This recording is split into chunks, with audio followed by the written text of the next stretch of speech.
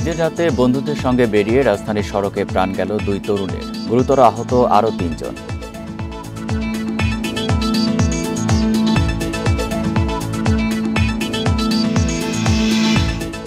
ঈদের রাতেও রাজধানী ছেড়েছেন অনেকেই, বিভিন্ন বাস কাউন্টারে ভিড়।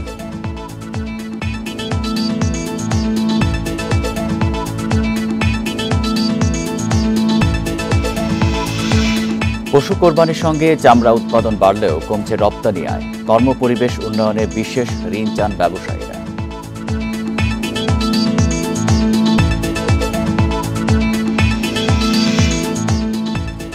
দেশের মানুষের স্বাস্থ্য ব্যয় বছরে ৭৭,০০০ কোটি টাকা খরচ, বেশি 6 রোগের পেছনেই স্বাস্থ্য বীমা চালুর পরামর্শ।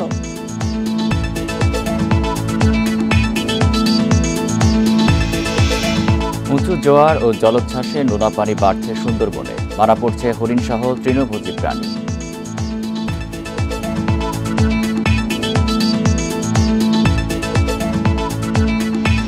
স্বাগত ইন্ডিপেন্ডেন্ট সংবাদে, আপনাদের সাথে আছি আমি আলী আশরাফ, সাথে আছে আমি মাহমুদা মমিতা। চলে যাচ্ছি পরের খবরে। ঈদের রাতে বন্ধুদের সাথে ঘুরতে গিয়ে প্রাণ গেল 2 তরুণের, মধ্যরাতে রাজধানীর শেরেবাংলা নগরে ঘটে দুর্ঘটনা। গুরুতর আহত ওই গাড়িতে থাকা আরও 3 জন। বেপরোয়া গতির কারণেই এই দুর্ঘটনা বলে ধারণা করা হচ্ছে। ঈদের রাতে গাড়ি নিয়ে ঘুরতে বেরিয়েছিলেন 5 তরুণ। মধ্যরাতে বঙ্গবন্ধু আন্তর্জাতিক সম্মেলন কেন্দ্রের সামনে দিয়ে যাওয়ার সময় হঠাৎই নিয়ন্ত্রণ হারিয়ে গাছের সঙ্গে ধাক্কা খায় তাদের গাড়িটি। সংঘর্ষের পর প্রাইভেট কারটি নিমিষেই দুমড়ে মুচড়ে যায়। প্রত্যক্ষদর্শীদের দাবি, বেপরোয়া গতির কারণেই ঘটেছে দুর্ঘটনা। আর এই গাড়িটা মিরপুর থেকে আসতেছে, আসার পরে এই গাড়িটা যখন এদিক দিয়ে 2টা গাড়ি যাচ্ছে, তখন এই গাড়িটা ব্যালেন্স হারিয়ে সেই গাড়ি গাছ বসান মেরে দিচ্ছে। আমারও ওভারটেক করে, আমার পাশে ছিল একটা রিক্সা, সেই রিক্সারও ওভারটেক করে বাউলি দিয়ে সে আগে চলে আসছে। প্রাথমিকভাবে তো ধারণা করছে এবং পথচারী ছিল, তারা বলল এটা ওই গাছের সাথে দেখে না, এখানে একটা গাছ আছে, গাছের সাথে বাইরে খেয়ে এদিক দিয়ে যাচ্ছে, গতিবেগ বেশি ছিল, পরে গাড়ি গাছের সাথে ধাক্কা খেয়ে গাড়িটা এরকম উল্টো হয়ে গেছে। দুর্ঘটনার পর গুরুতর আহত অবস্থায় ঢাকা মেডিকেলে নেওয়া হয় 5 বন্ধুকে। সেখানে রাসেল ও রাব্বিকে মৃত ঘোষণা করেন চিকিৎসক। ঈদের রাতে ছেলে হারানো মায়ের কান্নায় ভারী হয়ে ওঠে হাসপাতালের পরিবেশ। খুশির দিন শেষে প্রিয়জন হারানোর এমন ঘটনা মেনে নিতে পারছেন না বন্ধু স্বজন কেউই। আহত বিপ্লব, রাতুল ও সাগরের অবস্থাও আশঙ্কাজনক। রাতুল চালাতেছিল ওরা, আর বাম পাশে যে 3 জন ছিল, একজন নাম রাব্বি, আর একজনের নাম হলো ভুলে গেলাম, রাসেল। হ্যাঁ, রাসেল সরি। তো ওরা ছিল বাম পাশে, তা রাব্বি আর রাসেলই মারা যায়। আর যতদূর জানতে পেরেছি যে তাদের ভিতরে 2 বন্ধু ছিল, রাব্বি ভাইয়া আর রাসেল ভাইয়া, তারা হয়তো আমাদের সাথে এখন আর নেই। 5 তরুণ বেসরকারি চাকরি ও ব্যবসার সঙ্গে যুক্ত বলে জানিয়েছেন স্বজনরা। ইকরামুল কবির, ইন্ডিপেন্ডেন্ট নিউজ, ঢাকা। ঈদের রাতেও রাজধানী ছেড়েছেন অনেকেই। ঈদের আগে যারা বাড়ি যেতে পারেননি তারাই যাচ্ছেন স্বজনদের কাছে। আবার ঈদের ছুটিতে কেউ কেউ বেড়াতে যাচ্ছেন কক্সবাজার, কুয়াকাটা, সিলেট সহ বিভিন্ন পর্যটন কেন্দ্রগুলোতে। পরিবহন সংশ্লিষ্টরা বলছেন, যাত্রীর চাপ সামাল দিতে 1 মাস আগেই টিকিট ছাড়েন তারা। রাজধানীর আরামবাগ এলাকা, দূরপাল্লার বাস কাউন্টারগুলোর সামনে যাত্রীদের ব্যাপক আনাগোনা। বেশ কদিনের প্রস্তুতি নিয়ে ঈদের রাতে পরিবার বা বন্ধুদের সাথে ঢাকা ছাড়ছেন তারা। ঈদের আগে চাপ বেশি থাকায় যারা পরিবার নিয়ে যেতে পারেননি তারা ঈদের পরেই সময়কে বেছে নিয়েছেন। চিটাগং যাচ্ছি আমার ফ্যামিলির সাথে, আমার ভাই আব্বু আম্মু আছে, নানুর বাসায় যাচ্ছি ঈদের পরে। সিঙ্গাপুর থেকে আসলাম এইমাত্র, জাস্ট 5 মিনিট হইলো, জাস্ট আমি এই টিকিটটা কাটলাম। তো আসতেছি, কারণটা হচ্ছে ঈদ করার, কিন্তু সময়ের কারণে কোনো অসুবিধার কারণে হয়তো বা ঈদটা করা হলো না। তবে যাত্রীদের একটি বড় অংশই যাচ্ছেন পর্যটন কেন্দ্রগুলোর উদ্দেশ্যে। আরামদায়ক যাত্রার জন্য বেছে নিচ্ছেন double decker sleeping coach. Hotel আছে, ওইখানে উঠবো আগে, তারপরে আপনার ইনানি, হিমছড়ি, তারপরে কলাতলি বিচ, আর একটা নতুন বিচ হয়েছে মনে হয় ছালসা বিচ, ওইখানে যাব। আমার ফ্রেন্ড, আমি 2 জন যাচ্ছি। আমাদের 3 জন ফ্রেন্ড অলরেডি কক্সবাজার আছে, অবস্থান করছে। তো তাদের সাথে আমরা হয়তো 2 দিন বা 3 দিন থাকবো, ইচ্ছা আছে।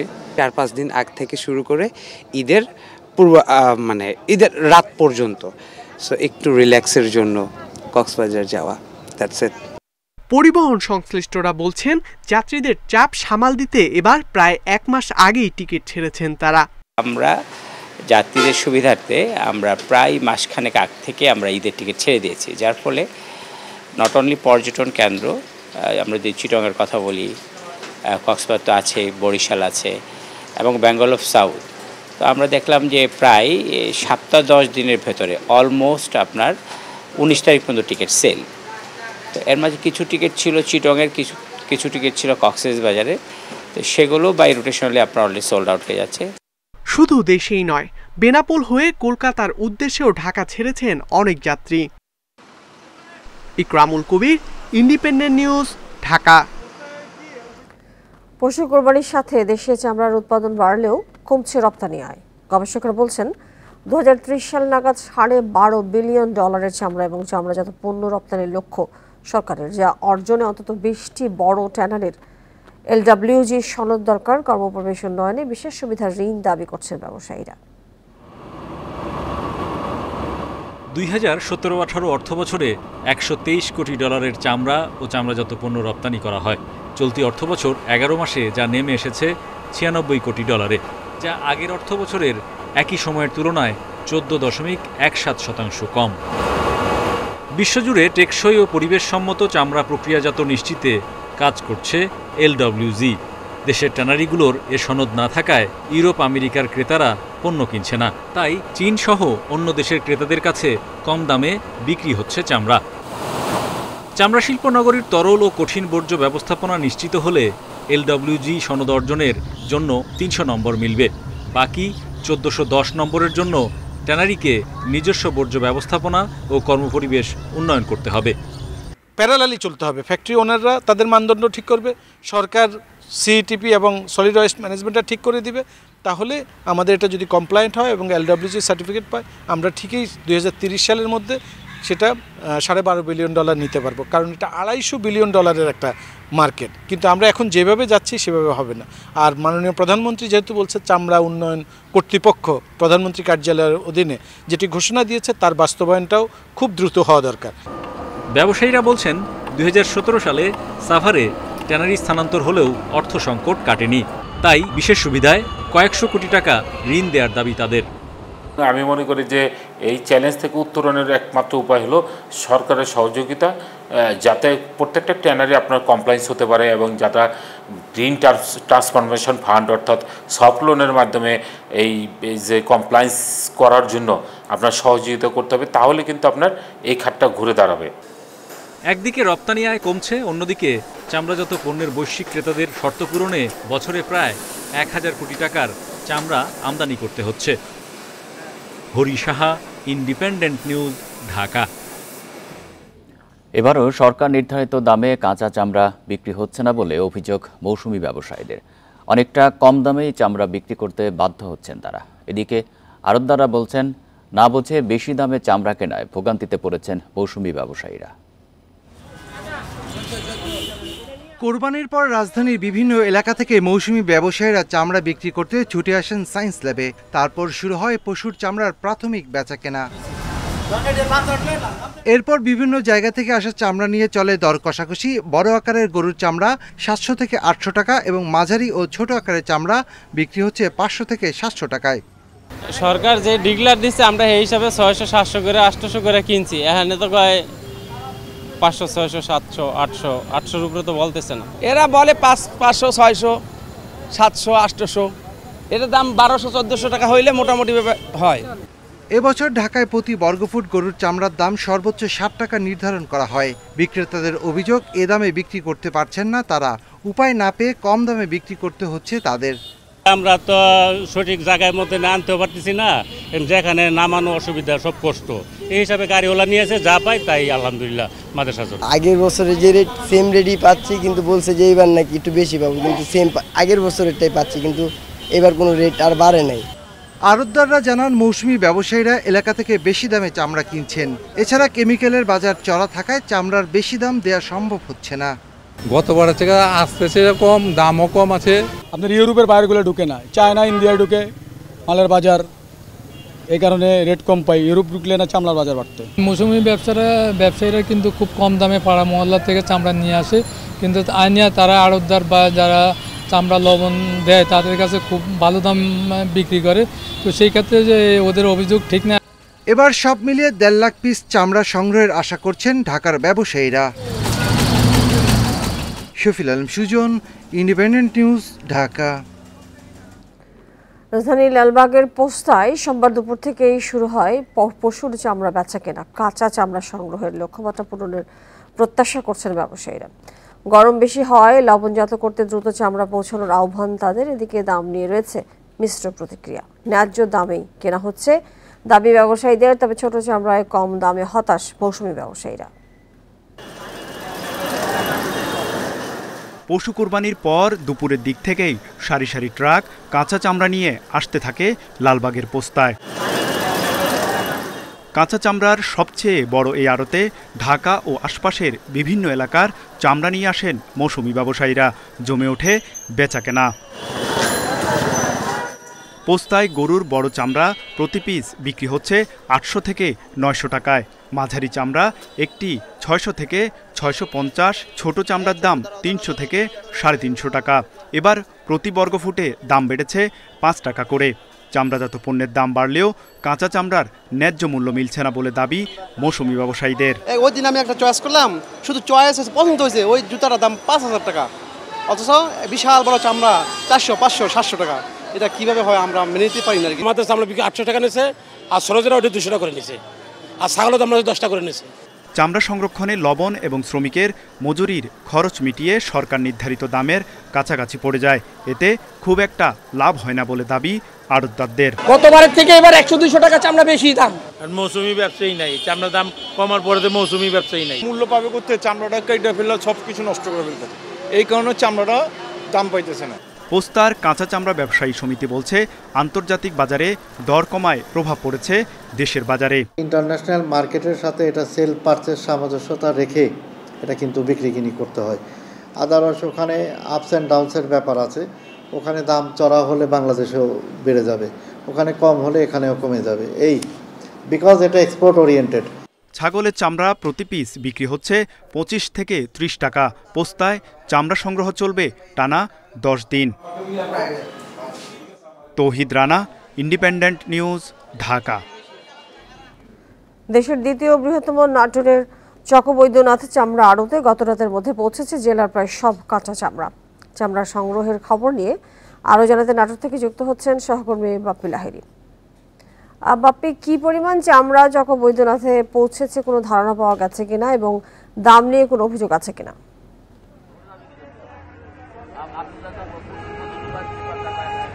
আসলে নাটোরে কিন্তু কুরবানি ঈদের পরপরই অর্থাৎ দুপুরের পর থেকেই মানে কুরবানির পর থেকে অর্থাৎ দুপুরের পর থেকে কিন্তু যে জেলার শহরগুলোর যে চামড়া সেই চামড়াগুলো কিন্তু আসলে এই আড়তে আসতে শুরু করেছিল। এরপর কিন্তু আসলে বিকেলের পর থেকে আমরা দেখেছি যে জেলার যে অন্যান্য উপজেলা সেই উপজেলার চামড়াগুলো কিন্তু এখানে আসতে শুরু করেছিল এবং রাতের মধ্য থেকে যে চামড়া অধিকাংশ চামড়া কিন্তু রাতের দিকে চলে এসেছে। আমরা যদি এখন দেখাই যে আমাদের চামড়া আড়তের যে বর্তমান পরিস্থিতি রয়েছে, এখানে কিন্তু এখনো আমরা দেখেছি যে সকাল 6:30টার দিকে যে ট্রাকটি এসেছিল সেই ট্রাক থেকে কিন্তু আসলে এখনো চামড়া আনলোড করা হচ্ছে। এখন কিন্তু আসলে যে এখানে এই চামড়াগুলো লবণজাত করা হবে, লবণজাত করার পর কিন্তু এখানে রেখে দেওয়া হবে। এরপর যে ট্যানারি থেকে ট্যানারি প্রতিনিধিরা আসবেন তারা কিন্তু এই চামড়াগুলো কিনে নিয়ে এখান থেকে ট্যানারিতে চলে যাবেন।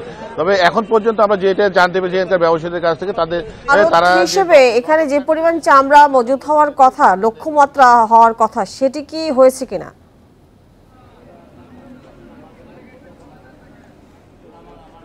এই কুরবানি ঈদের পরের দিন আসলে যে চামড়াগুলো অন্যান্য বছর নাটোরের যে অন্য উপজেলা থেকে আসে সেই চামড়াগুলো কিন্তু আসলে এখন চলে এসেছে বলে আমাদেরকে জানিয়েছেন এখানকার ব্যবসায়ীরা। তারা কিন্তু বলেছেন আসলে যে তারা যে আশঙ্কা করেছিলেন যে ঈদের 2-1 দিনের মধ্যে আসলে তাদের চামড়াগুলো আসবে, কিন্তু আসলে তাদের লক্ষ্যমাত্রাটা প্রথম রাত্রেই পূরণ হয়েছে। এখানকার যে উপজেলা এবং উপজেলার আশপাশ থেকে অন্যান্য জেলার থেকে কিছু চামড়া এখানে এসেছে বলে আমাদের এখানকার ব্যবসায়ীরা বলেছেন। তবে দাম নিয়ে এখানকার ব্যবসায়ীদের মধ্যে এখন পর্যন্ত কোনো রকম রকমের বাকবিতণ্ডা আমরা জানতে পারিনি। তবে তারা বলেছেন যে নগদ টাকাতে আমরা যেহেতু চামড়া কিনেছি। একটি বিষয় হয় যে যারা আড়তদার তারা বলেন যে দাম ঠিক আছে এবং মৌসুমী ব্যবসায়ী বলেন তারা হচ্ছে তার দামে ঠকেছেন। আসলে এই বিষয়টার কি পরিস্থিতি এখন এইবার ঈদে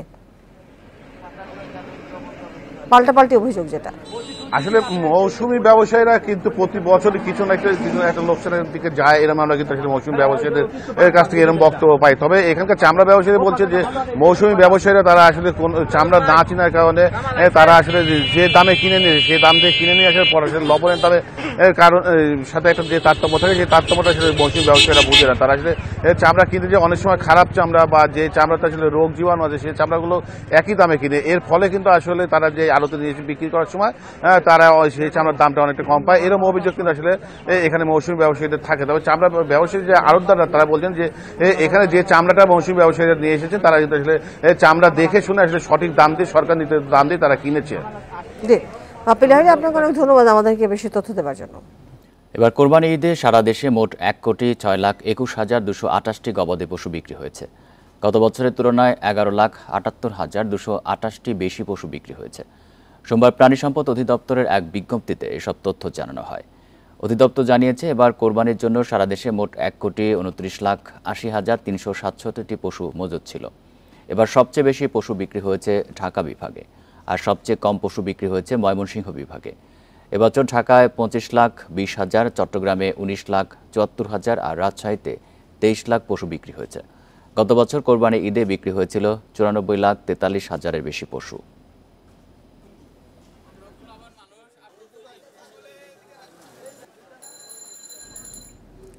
ঈদের দিনে রাজধানীর বিভিন্ন এলাকায় বসে কোরবানির সংগ্রহ করা মাংসের হাট। মৌসুমী কসাই, দরিদ্র নিম্ন আয়ের মানুষ বিভিন্ন জায়গা থেকে মাংস সংগ্রহ করে এসব হাটে বিক্রি করেন। ক্রেতাও বেশিরভাগই নিম্ন আয়ের মানুষ। প্রতি কেজি মাংস বিক্রি হচ্ছে গড়ে 400 থেকে 850 টাকায়। কোরবানির পশু জবাই শেষ, মাংস নিয়ে কেউ বাসার গ্যারেজ, কেউ বা আবার রাস্তায় বিতরণ করছেন। সেই মাংস সংগ্রহ করতে ছুটে বেড়াচ্ছেন অসহায় নিম্ন আয়ের মানুষেরা। ওই 2-3 ঘরে পাইছি, একটু 2-1 টুরকা করে 1 টুরকে এটা আর এটা তেল। 10টা বাজে ঢুকছিলাম, 1টা বাজে গেছি গে, এখানে আবার ঢুকবারি পাইলাম না, যেটি ঢুকাইছে এটি দিয়ে বাড়ি করলো, আর যেটি বাইরে আছে তো পাই নাই।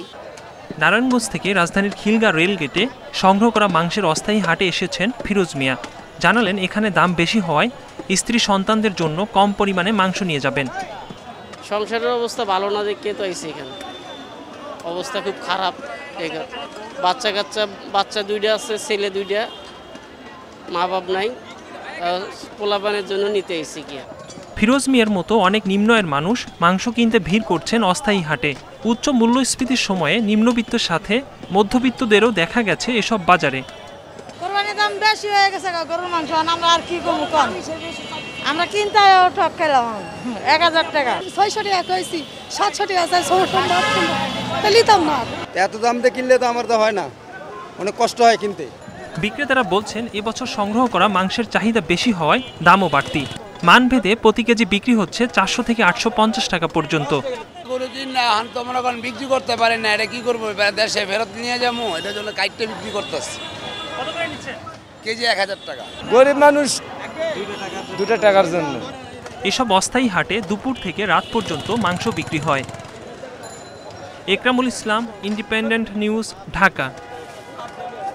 54টি ওয়ার্ডে শতভাগ বর্জ্য অপসারণ হয়েছে বলে দাবি ঢাকা উত্তরের। রাত 8টার মধ্যেই এই কাজ শেষ করেছে 10,000 পরিচ্ছন্নতা কর্মী। আর 75টি ওয়ার্ড রাতের মধ্যে পরিষ্কারের ঘোষণা দিয়েছে ঢাকা দক্ষিণ। সিটি কর্পোরেশনের তড়িৎ পদক্ষেপে সন্তুষ্টি জানিয়েছে নগরবাসীও। ঢাকা উত্তরে অন্তত 13 লাখ পশু কোরবানি হয়েছে, অথচ মাত্র 6টি জায়গায় কোরবানির ব্যবস্থা করা হয়। 1000 টাকা করে দেওয়ার ঘোষণাতেও সাড়া পাওয়া যায়নি। ফলে এবারও রাজধানীর অলিগলি প্রধান সড়কে পশু কোরবানি হয়েছে, বর্জ্য ছড়িয়েছে সব জায়গায়। এসব মাথায় নিয়ে সকাল থেকেই মাঠে ছিল পরিচ্ছন্নতা কর্মী। 6 ঘন্টার মধ্যেই সরিয়ে নেওয়া হয় বর্জ্য। আমি যেটা যতটুকু ঘুরেছি দেখেছি তাতে ভালো, পরিচ্ছন্ন ভালো। বিভিন্ন বাড়িতে যেটা হয়েছে সেটাও ডিউ টাইমে পরিচ্ছন্ন হয়ে গেছে, রাস্তাঘাটে যেটা হয়েছে সেটাও ডিউ টাইমে পরিচ্ছন্ন হয়ে গেছে। খুব সকাল থেকে ওনারা সিটি কর্পোরেশনের লোকজন বর্জ্য ব্যবস্থাপনাটা খুব দ্রুত তাগিদে করছে আর কি, খুব ভালোভাবে করছে। ঢাকা উত্তরের মেয়র জানান, এবার 3 দিনে 20,000 টন বর্জ্য অপসারণ করবে ডিএনসিসি। যারা দেননি তারা আগামীকাল সকালের মধ্যে যদি পশু কোরবানি দিয়ে দেন, আমরা নগরটাকে সুন্দর করে পরিষ্কার করে ফেলতে পারি। আগামী পরশুদিন কেউ যেন কোরবানি না দেন, আমি অনুরোধ করব, সকলকে অনুরোধ করছি কালকে যারা দেননি কালকে সকালবেলার মধ্যে দিয়ে দেওয়ার জন্য। আমাদের পরিষ্কার পরিচ্ছন্ন কর্মীরা মাঠে থাকবে। এদিকে ঢাকা দক্ষিণে পশু কোরবানি হয়েছে প্রায় 12 লাখ। কোরবানির হাট ও পশুর বর্জ্য অপসারণে ব্যস্ত 9,500 পরিচ্ছন্নতা কর্মী।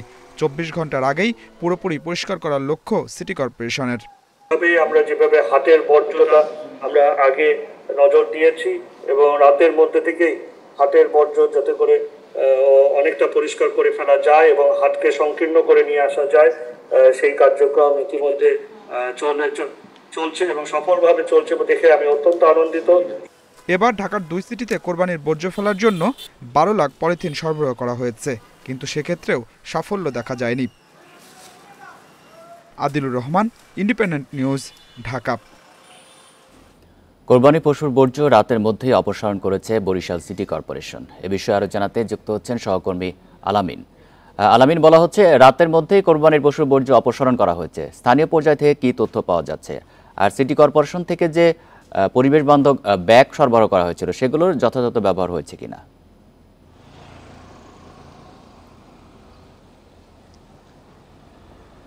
বরিশাল সিটি কর্পোরেশনের পক্ষ থেকে যেটি বলা হয়েছিল, 6 ঘন্টায় তারা বরিশালের যে কোরবানির যে পশুর বর্জ্যগুলো রয়েছে সেগুলো অপসারণ করবেন এবং সেক্ষেত্রে তারা যে কার্যক্রমগুলো পরিচালনা করেছেন সেই কার্যক্রমের অংশ হিসেবে আমরা বরিশাল নগরীর বেশ কিছু এলাকায় গতকাল থেকেই কিন্তু ঘুরেছিলাম এবং দেখেছি যে আসলে সেগুলো কিন্তু পরিষ্কার পরিচ্ছন্ন করা হয়েছে এবং বরিশাল সিটি কর্পোরেশনের পক্ষ থেকে কিন্তু পলিথিন ব্যাগ দেওয়া হয়েছিল। তারা বলা হয়েছিল যে আসলে দুপুরের পর যদি কেউ কোরবানির দেয় সেক্ষেত্রে কিন্তু এই পলিথিনটি ব্যবহার করার জন্য এবং পরবর্তীতে সিটি কর্পোরেশনের যারা পরিচ্ছন্নতা কর্মকর্তা কর্মচারী রয়েছেন তারা কিন্তু সেগুলো নিয়ে যাবেন।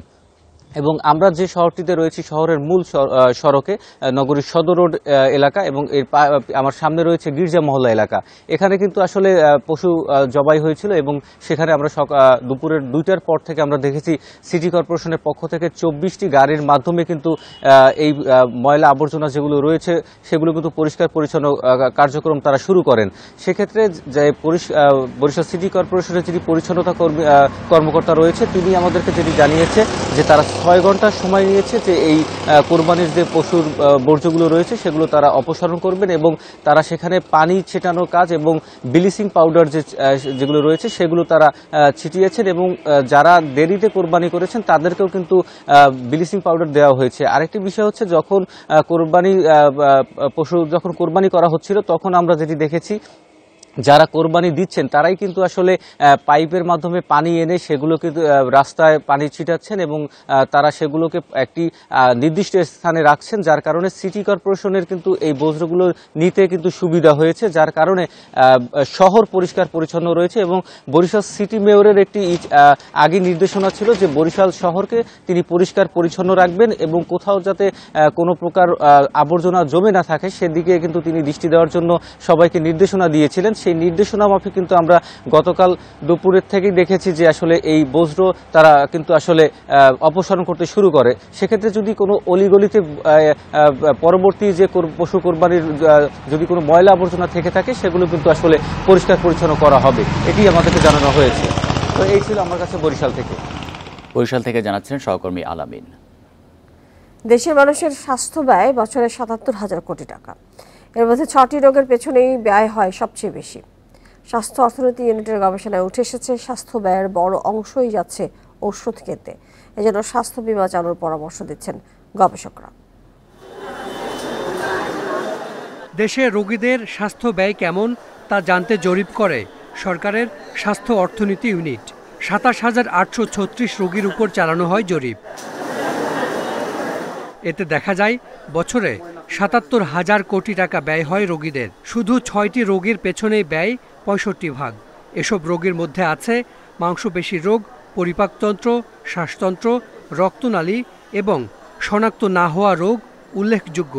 এই 5 রোগের পেছনে ব্যয় প্রায় 40,000 কোটি টাকা। ক্রিটিক্যাল ইলনেস যেটা, সেটার জন্য 3 থেকে 25, 30, 50 লাখ টাকা পর্যন্ত খরচ হয়ে থাকে। এটা একটা পরিবারের পক্ষে কিন্তু এটা বেয়ার করা খুবই কঠিন, এবং একটা ধনী পরিবারের পক্ষে অনেক সময় এটা বেয়ার করতে গিয়ে তাকেও কিন্তু অর্থনৈতিকভাবে নিচে নেমে যেতে হচ্ছে। এটা শুধু হসপিটালে নয়, বিভিন্ন ফার্মেসিতেও মানুষ যে ওষুধপত্রগুলো কনজিউম করে, এই সব কিছু মিলিয়ে দেখা গেছে প্রায় 64 ভাগের মতো, অর্থাৎ টোটাল আউট অফ পকেটের প্রায় 64 ভাগই মানুষ খরচ করে ওষুধের পিছনে। জন্মের পর একজন শিশুর গড় চিকিৎসা ব্যয় 6,000 টাকা। 50 বছর হওয়ার আগেই বছরে একজন রোগীর বার্ষিক ব্যয় 4,679 টাকা। শেষ বয়সে তা ছাড়িয়ে যায় 12,000। ব্যয় কমাতে 3টি সুপারিশ দিয়েছে স্বাস্থ্য অর্থনীতি ইউনিট। আমাদের স্বাস্থ্য খাতে আপনার অর্থ বরাদ্দ আরও বৃদ্ধি করা, এবং ইতিমধ্যে যে পরিমাণ অর্থ বরাদ্দ করা হয় সেটি যাতে সঠিকভাবে ব্যবহার করা যায় এফিসিয়েন্টলি, তাহলে পরে আমরা আরও ভালো আউটপুট পাবো। আর 3 নম্বর হলো আমরা ইন্স্যুরেন্স সিস্টেমে যাওয়া। স্বাস্থ্য বিভাগ বলছে সরকারি হাসপাতালে সেবার পরিধি বাড়িয়ে ব্যয় কমানোর উদ্যোগ নেওয়া হয়েছে। Hasan Misba, independent news, Dhaka. ঈদের ছুটিতে বেনাপোল পেট্রাপোল স্থলবন্দর দিয়ে ভারত ভ্রমণে যাত্রী চাপ বেড়েছে দ্বিগুণ। প্রচণ্ড রোদের মধ্যে সড়কে খোলা আকাশের নিচে দীর্ঘক্ষণ দাঁড়িয়ে থাকতে হচ্ছে তাদের। যাত্রীদের অভিযোগ, পেট্রাপোলে ধীর গতির কারণে দুর্ভোগে পড়তে হচ্ছে। দেশের প্রধান স্থলবন্দর বেনাপোল। এই বন্দর দিয়ে চিকিৎসা, ব্যবসা, ভ্রমণ সহ বিভিন্ন কাজে প্রতিদিন 4 থেকে 5,500 যাত্রী যাতায়াত করেন ভারতে। ঈদুল আজহার আগের 4 দিনে আসা যাওয়া করেন 30,480 জন। যাত্রীরা জানান, চাপ বাড়ায় দীর্ঘ লাইনে দাঁড়াতে হচ্ছে। অনেকে হয়ে পড়ছেন অসুস্থ। পেট্রাপোল, বিএসএফ ও ইমিগ্রেশনের ধীরগতির কারণে দুর্ভোগে পড়তে হচ্ছে বলে অভিযোগ তাদের। এখানে গ্রিন লাইন পরিবহনে আসছি, আইসা লাইনে দাঁড়াইছি। আমার আগে টাকা খায়া দালাল এবং এখানে স্থানীয় কর্তৃপক্ষ এবং প্রশাসনের লোকজন জড়িত এটার সাথে। আপনারা যান, আমার পেছন থেকে আসেন। ঈদের ছুটির পর আরও 3 থেকে 4 দিন চাপ থাকবে। যাত্রীর সেবায় সব ধরনের সহযোগিতার আশ্বাস বেনাপোল স্থলবন্দর কর্তৃপক্ষের। যাত্রী হয়রানি যাতে না হয় এবং একই সাথে যাত্রীদের সেবা নিশ্চিত করার জন্য আমরা সংশ্লিষ্টদেরকে নির্দেশনা দিয়েছি, এবং সুন্দর ব্যবস্থাপনার মাধ্যমে আমাদের বন্দরে আন্তর্জাতিক প্যাসেঞ্জার টার্মিনাল কার্যক্রম যেন স্বাভাবিক থাকে সে ব্যাপারেও আমরা যথাযথ ব্যবস্থা নেওয়ার জন্য সংশ্লিষ্টদেরকে নির্দেশ দিয়েছি। ধীরগতির বিষয়ে পেট্রাপোল কর্তৃপক্ষের সাথে কথা চলছে বলে জানিয়েছে ইমিগ্রেশন পুলিশ। Independent news. উঁচু জোয়ার আর জলোচ্ছ্বাসে নোনা পানি বাড়ছে সুন্দরবনে, আর তা স্থায়ী হচ্ছে বেশি। এতে দুর্যোগের সময় আশ্রয়ের জায়গা কমে যাওয়ায় বেশি মারা পড়ছে হরিণসহ তৃণভোজী প্রাণী। বাঘশাবকেরও বাড়ছে ঝুঁকি। তাই বনের বাস্তুতন্ত্র রক্ষায় মিঠা পানির পুকুর বাড়ানো ও উঁচু পাড় তৈরির পরামর্শ দিচ্ছেন গবেষকেরা। জোয়ারে ডোবে ভাটায় জাগে সুন্দরবন, আর প্রায় প্রতি বছরই দুর্যোগে ক্ষতবিক্ষত হয় এই শ্বাসমূলীয় ভূমি। ঘূর্ণিঝড় রিমালে জোয়ারের পানি উঠেছে প্রায় 3 মিটার পর্যন্ত। ডুবেছিল 2 দিন। ভেসে গেছে হরিণ, শূকর, শাবক। পূর্ব অংশে কটকা, কচিখালী, নীলকমল, আন্দারমানিক সহ নানা এলাকায় ভেসে আসে প্রায় 150 মৃত হরিণ। বন বিভাগের হিসাব বলছে, আগস্টে 2.6 মিটার, সেপ্টেম্বরে 2.7 মিটার ও অক্টোবরে জোয়ার ওঠে 2.8 মিটার। তবে 27 মে পানি ছিল প্রায় 3 মিটারের কাছাকাছি। জোয়ারটা যখন তার স্বাভাবিক ধারণ ক্ষমতা নদী ক্যানেলগুলো হারিয়ে ফেলছে, যার কারণে এই পানিটা কিন্তু অনেক বেশি উঁচু দিয়ে আসছে। ফলে এইটা কিন্তু একটা নতুন ধরনের সমস্যা আমাদের জন্য এবং প্রাণীদের জন্য, সুন্দরবনের জন্য, সুন্দরবনের প্রাণী বিশেষ করে হরিণের জন্য এটা একটা মারাত্মক সমস্যা। রেমালের আগে মিথিলি, ইয়াস, আমফান, বুলবুল, সিডর আইলার মতো বড় ঝড়েও বিধ্বস্ত হয়েছে সুন্দরবন। তবে এবারের মতো উঁচু জোয়ারে এত লম্বা সময় জুড়ে থাকেনি কখনো, আর এতে সবচেয়ে বেশি ক্ষতির শিকার হয়েছে হরিণ। তো আশেপাশের বনাঞ্চল থেকে সবগুলো এসে জাস্ট কটকা সি বিচে যাওয়ার পথে জামতলা যেখানে সবচেয়ে উঁচু, সবাই এসে সেখানে বিভিন্ন গাছের নিচে আশ্রয় নিয়েছে। কিন্তু জলোচ্ছ্বাসের হাইটটা এত ছিল যে ওই হাইটটাও আসলে মানে হয়ে গেছে, জলোচ্ছ্বাসে হয়ে গেছে, ভেসে গেছে। তখন কিন্তু তারা মারা গেছে এবং ওইখানেই মারা গেছে। বনে মিঠা পানির পুকুর কম বেশি 100টি। প্রাণীদের আশ্রয়ের জন্য গড়া হয়েছে কিছু উঁচু জায়গাও। তবে গবেষকেরা বলছেন, উঁচু জোয়ারে এসব আর সুরক্ষা দিতে পারছে না তৃণভোজী প্রাণীর শাবককে। সুপেয় পানির অভাবেও কিন্তু অনেক হরিণ মারা যাওয়ার সম্ভাবনা আছে। এটা গবেষণা করলে হয়তো বোঝা যাবে। তো এই বিষয়গুলো খুবই গুরুত্ব দিতে হবে এবং ঘন ঘন পুকুর করতে হবে বিভিন্ন জায়গায়, যেসব জায়গাগুলো রিয়েলি জলোচ্ছ্বাসে ডুবে যায়। তা না হলে ভবিষ্যতেও আরও অনেক হরিণ মারা যাবে এবং অনেক তৃণভোজী প্রাণী যারা ক্লাইম্ব করতে পারে না গাছে তারা কিন্তু মারা যাবে। একই সঙ্গে বন, জলাভূমি ও উপকূলীয় বাস্তুতন্ত্রের মিশেলে গড়ে উঠেছে সুন্দরবন। আর এর সুরক্ষায় 2019 সালে বিশ্ব ঐতিহ্যের তালিকায় রাখতে 9টি শর্ত দেয় জাতিসংঘ। Shahriar Anirban, independent news, Dhaka. সোমবার দুপুর থেকে বৃষ্টি না হওয়ায় সুনামগঞ্জ শহরের বিভিন্ন আবাসিক এলাকা থেকে পানি নামতে শুরু করেছে। তবে শহরের পশ্চিম হাজীপাড়া, উকিলপাড়া এবং বড়পাড়া আবাসিক এলাকার সড়ক এখনও ডুবে আছে। এর আগে উজানের ঢল এবং বৃষ্টিতে শহরের বিভিন্ন এলাকা তলিয়ে গেলে পানি ভেঙে ঈদের নামাজ আদায় করতে অসুবিধায় পড়তে হয় মুসল্লিদের। পশু কোরবানির জন্য উঁচু জায়গা খুঁজতে তারা ভোগান্তিতে পড়েন। শহর থেকে পানি নামলেও সুরমা নদীর পানি সুনামগঞ্জ পয়েন্টে বিপদসীমার উপরে। জেলার 6 উপজেলার অর্ধশত গ্রামের লক্ষাধিক মানুষ এখনও পানিবন্দী। তলিয়ে আছে বেশিরভাগ গ্রামীণ সড়ক। পানি উন্নয়ন বোর্ড জানিয়েছে আগামী 48 ঘন্টায় নতুন এলাকা প্লাবিত হওয়ার আশঙ্কা থাকলেও বড় ধরনের বন্যা হবে না।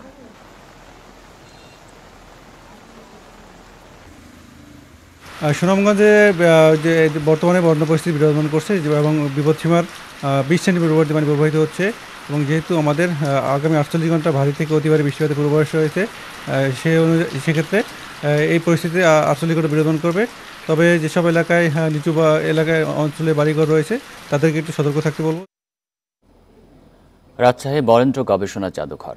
দ্বাদশ শতাব্দীর প্রজ্ঞা পারমিতা, তালপাতায় লেখা পুঁথির বিশাল সম্ভারসহ 5 যুগ থেকে মুসলিম যুগের বিভিন্ন নিদর্শন রয়েছে এই জাদুঘরে। দক্ষিণ এশিয়ার সবচেয়ে সমৃদ্ধ জাদুঘরটি বাঙালির ইতিহাস ও স্থাপত্য শিল্পের সবচেয়ে বড় সম্ভার। বরেন্দ্র গবেষণা জাদুঘর বঙ্গীয় হাজার বছরের ইতিহাস, ঐতিহ্য আর স্থাপত্য শিল্পের বিশাল ও বৈচিত্র্যময় সংগ্রহশালা এটি। 1200 শতকের রাজা হরিবর্মার রাজত্বকালে তালপাতায় লেখা পুঁথি, পাল থেকে মুসলিম যুগের চিত্রকর্ম, মুঘল যুগের মিনিয়েচার, সংস্কৃত ভাষায় লেখা সুলতান ও নবাবদের ফরমান এবং মূল্যবান দলিল রয়েছে এই জাদুঘরে, যা দেখে মুগ্ধ হন শিক্ষার্থী, পর্যটক ও জ্ঞানান্বেষীরা। বিভিন্ন রকম অক্ষর এক একজনের হাতে এক এক রকম চিত্র পায়, ওই রকমই ছিল আর কি। মানে ও পাঠোদ্ধার করাও বেশ কঠিন। দ্রুততার সাথে আমাদের ম্যানুস্ক্রিপ্টগুলোর ক্যাটালগ বহির্বিশ্বে ছড়িয়ে দেওয়া উচিত। সংরক্ষিত 6000 পুঁথির মধ্যে 2700 সংস্কৃত, 2000 বাংলা ও বেশ কিছু রয়েছে ফার্সি ভাষায়। এর মধ্যে 8টি পাঠোদ্ধার হলেও অনেকগুলো রহস্য উদ্ঘাটন করা সম্ভব হয়নি দক্ষ বিশ্লেষকের অভাবে। বিশেষজ্ঞ লোকের অভাব। প্রাচীন বাংলা জানার জন্য পুঁথি একটা গুরুত্বপূর্ণ মাধ্যম, সুতরাং এই পুঁথিগুলোর পাঠোদ্ধার হওয়া প্রয়োজন। 1700 শতকের বিভিন্ন ভাষায় 15,000 দুর্লভ বই এবং 17,000 মিনিয়েচার সহ অনেক নিদর্শনই প্রদর্শন করা সম্ভব হচ্ছে না জায়গার অভাবে।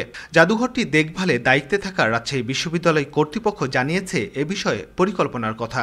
বরেন্দ্র মিউজিয়ামটাকে নিয়ে আরও বড় কিছু চিন্তা ভাবনা করছি, কারণ আমরা যদি সব প্রদর্শন করতে চাই ওইখানে, তাহলে কিন্তু সম্ভব হবে না। আমরা একটা বিশ্ববিদ্যালয়, একটা বড় জায়গাতে আধুনিক মানের একটা বরেন্দ্র মিউজিয়াম আমরা প্রতিষ্ঠা করার চেষ্টা করছি। রাজশাহী মহানগরীর কেন্দ্রস্থল হাতেম খাঁ মহল্লায় 1910 সালে জাদুঘরটি প্রতিষ্ঠা করেন বরেন্দ্র অঞ্চলের রাজন্যবর্গ, জ্ঞানী, গুণী ও পণ্ডিতজন।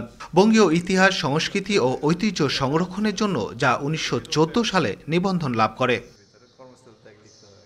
Mustafizur Rahman, independent news, Rajshahi. এই ছিল আপনার সংবাদ। ইন্ডিপেন্ডেন্ট টেলিভিশনের সব খবরের আর বিস্তারিত জানতে চোখ রাখুন ফেসবুক, এক্স এবং ইউটিউবে। ধন্যবাদ সবাইকে।